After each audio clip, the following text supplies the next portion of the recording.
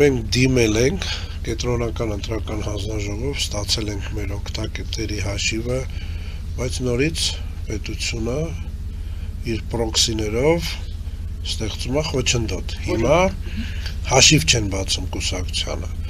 այսինքն օրինական գրանցված պետռեգիստրով գրանցված կուսակցությունը դիմում ենք այդ բանկերի ցուցակը, որ իրանք տվել են, բացի ՎՏԲ-ից բոլորին դիմել ենք, ՎՏԲ չենք ցանկանում, քանի որ դա մի քիչ համ կուսակցության անունի վրա աստվեր գցելու, եթե ոչ ոք չբացի, մենակ ՎՏԲ-ն բացի,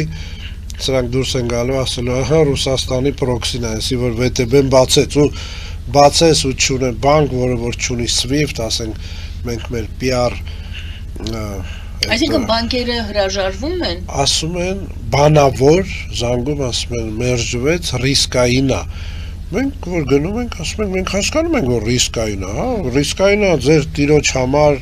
մեկը Քոչարյանինն է, երկուսը իր համար ռիսկային է, բայց